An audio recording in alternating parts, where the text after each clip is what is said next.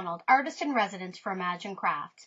For today's tutorial, we're going to be using a fun stamp from Memory Box, as well as some beautiful colors of Memento inks.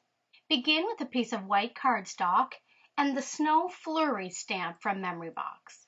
Add it to an acrylic block, and then we're going to begin with a layer of Summer Sky ink. So we're going to be adding the snow flurries just around the perimeter of our card, and we're going to keep the center portion clear so that is where we will have the focus of our sentiment. So we're going to go ahead and do the four corners as well as a little bit on each of the four sides. Now give your stamp a little cleaning, and then we're going to go ahead and repeat this process using the teal zeal color. So this is a darker color, so we don't want quite as much of this image to be stamped, as we don't want it to overpower.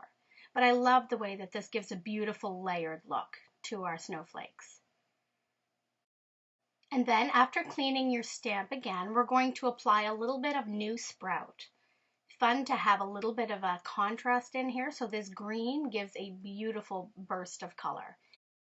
Now we're going to be matting this onto this beautiful teal colored cardstock and then onto a white card base, but let's hold off on doing that until we have everything finished.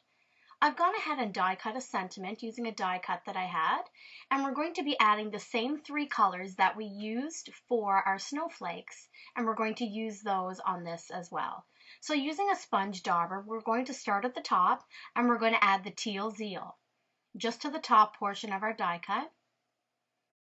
Now we're going to blend a little bit of summer sky into that color as well, and that's going to take up the medium portion of our die cut. It's okay to go right to the bottom with it, because then once we add the new sprout, it will blend in very nicely. We want to make sure that every bit of the white is covered, so we want nice, pretty layering here of our colors.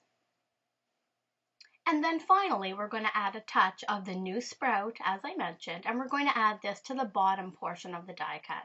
So the bottom of the Y, the P's, and we're going to add just a touch of it across the bottom of each of the other letters. Now we're ready to begin to assemble our card. We're going to add our die cuts right to the center portion here, and we're going to add the top panel, which we've stamped on. We're going to add that with foam squares or foam tape.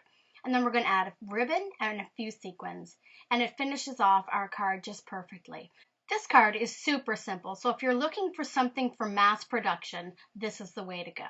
Thanks for watching today. Remember, if you're looking for more project ideas, be sure to follow Imagine Crafts on Facebook, Pinterest, and at imaginecrafts.com.